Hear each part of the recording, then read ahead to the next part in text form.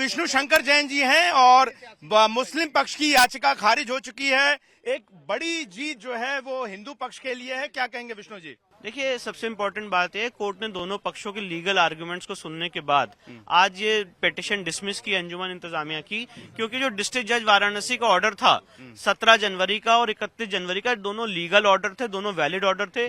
District court को पूरी power थी ये आदेश पारित करने की ऑर्डर 40 सीपीसी में, और कोर्ट ने जो रूल बुक है, जो लॉ है, उसी को एनुमरेट किया। आम आदमी की भाषा में समझे तो इस आदेश के क्या माने हैं? जो व्यास जी के तहखाने में पूजा हो रही थी वो होती रहेगी, कैसे होगा अब आगे? जी बिल्कुल, जो व्यास जी के तहखाने में पूजा हो रही थी वो चलती रहेगी, क्योंकि डिस्ट्रिक्ट कोर्ट वाराणसी का जो ऑर्डर है वो प्रभावी हो चुका है 31 जनवरी का, और वहाँ पे जो नियमित पूजा है वो चलती रहेगी। मुस्लिम पक्ष कह रहा था कि कहीं ना कहीं स्ट्रक्चर, बेसिक स्ट्रक्चर चेंज करने की कोशिश मस्जिद की भी। इस तर्क पर क्या आप लोगों का जवाब? बेसिक स्ट्रक्चर तो अंजुमन इंतजामिया ने चेंज किया। जब व्यास परिवार के तहखाने में जाने से रोक दिया गया तो स्ट्रक्चर तो उस दिन से चेंज हुआ है, जो कैरेक्टर है वो उस दिन से चेंज हुआ है जब आपने पूजा पाठ रोक दी। पूजा पाठ तो नवंबर दिसंबर 1993 तक चल रही। एक आखिरी सवाल, अब चूंकि मामला जाहिर तौर पर सुप्रीम कोर्ट पहुंचेगा, किस तरह की तैयारियां रहेंगी? क्या कैविएट फाइल करेंगे आप लोग? क्या करेंगे? हम लोग सुप्रीम कोर्ट में कैविएट फाइल करेंगे, और सुप्रीम कोर्ट में भी अगर वो आएंगे तो हमारी पूरी तैयारी है, क्योंकि इसको हमने लोअर कोर्ट में भी लड़ा है, हाई कोर्ट में भी लड़ा है। तो पूरे केस के जो फैक्ट्स हैं और जो जितना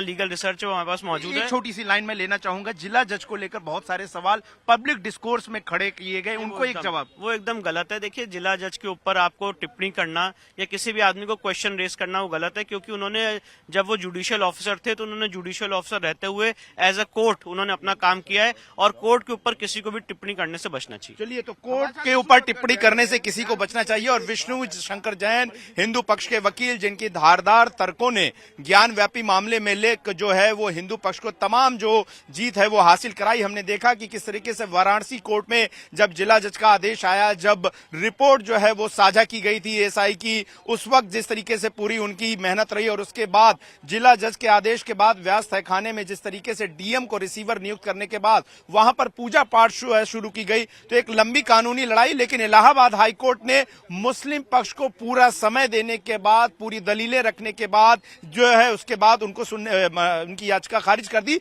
लेकिन अब मामला चूंकि जाहिर तौर पर सुप्रीम कोर्ट पहुंचेगा तो हिंदू पक्ष इस मामले में कैविएट दाखिल करेगा। कुल सुप्रीम कोर्ट में भी जो ये बहस होगी पूर्णतया, जो कि ये एक सिविल मैटर है, यानी कि जमीनी विवाद है, जैसा कि हमने अयोध्या के मामले की बार बार हम इस मामले में एक नजीर पेश करते हैं, वैसी ही बहस हमको यहाँ पर देखने को मिलेगी। सुप्रीम कोर्ट अगर ये मामला पहुंचता है तो जाहिर तौर पर यहाँ पर इस ग्राउंड को देखा जाएगा, जो कि मुस्लिम पक्ष का कहना है कि 17 जनवरी और 31 जनवरी के जो आदेश थे, दो अलग अलग, क्या वो पूरी तरह से सही थे जिला जज के? क्या वो जल्दीबाजी में गए थे? और तीसरा ये कि बार बार जो मुस्लिम पक्ष ये कह रहा है कि व्यास तहखाने में पूजा के आदेश देने से जो है वो मस्जिद का जो मूल स्ट्रक्चर है वो बदल गया है, और ऐसे में ये प्लेसेज ऑफ वर्शिप एक्ट का भी उल्लंघन है। हालांकि इलाहाबाद हाईकोर्ट ने इन सभी दलीलों को मानने से इनकार कर दिया, चूंकि हिंदू पक्ष की तरफ से यह कहा गया कि व्यास तहखाने में पहले से पूजा होती आई है, और दरअसल जैसा कि विष्णु शंकर जैन ने भी कहा कि बल्कि इंतजामिया कमेटी ने जो है एक जगह का धार्मिक स्ट्रक्चर बदला, वो एक हिंदू स्थान था, और उस जगह को जो है वो पूरी तरह से मस्जिद में बदला गया। तो कहीं ना कहीं लड़ाई जो है वो इसी बात को लेकर रहेगी कि क्या वाकई में मस्जिद का जो मूल स्ट्रक्चर है, यानी कि वहां पर जिस धर्म की पूजा होती है, जिस तरीके से होती है, क्या वो अब नहीं हो सकेगी या उसमें कोई बदलाव है? दूसरा ये जिला जज को लेकर जो तमाम टिप्पणियां थी वो जाहिर तौर पर अब सुप्रीम कोर्ट के भी सामने रखी जाएंगी, और जाहिर तौर पर मस्जिद की इंतजामिया कमेटी ये रखेगी। हालांकि अभी तक के आदेशों में साफ है कि अभी तक जो है वो जिला जज के आदेश को लेकर किसी भी तरह की कोई टिप्पणी हाईकोर्ट की तरफ से भी नहीं भी की गई है। और हमने देखा कि किस तरीके से हिंदू पक्ष की तरफ से न सिर्फ विष्णु शंकर जैन बल्कि वरिष्ठ वकील सीएस वैद्यनाथन ने भी जो है वो इलाहाबाद हाईकोर्ट में दलीलें रखी थी। तो तमाम जो सीपीसी के आधार पर जो दलीलें रखी जा सकती थी, चूंकि ये एक जमीनी विवाद है, यहाँ पर जमीन के अधिकार का मामला है, जगह के अधिकार का मामला है, तो वो सारी दलीलें रखी गई।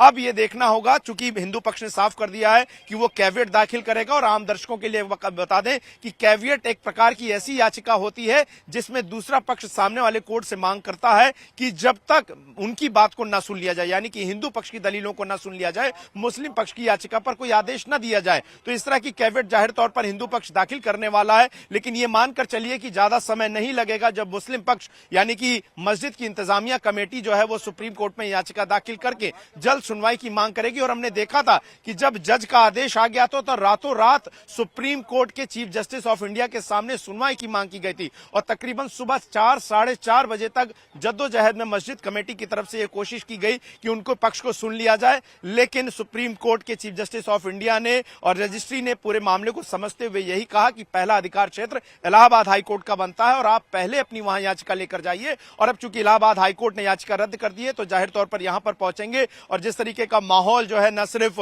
इंतजामिया कमेटी की तरफ से बनाया गया बल्कि इसके अलावा हमने देखा जमीयत उलेमा हिंद और तमाम मुस्लिम संगठनों ने भी इस बात की कोशिश की कि किसी न किसी तरीके से इस मामले में जो है जिला जज के आदेश को पूरी तरह से रोककर व्यास तहखाने में पूजा भी बंद कराई जाए। तो फिलहाल जो है ये जो मामला है हम देख रहे हैं कि किस तरीके से सीधे सीधे सुप्रीम कोर्ट की तरफ बढ़ रहा है।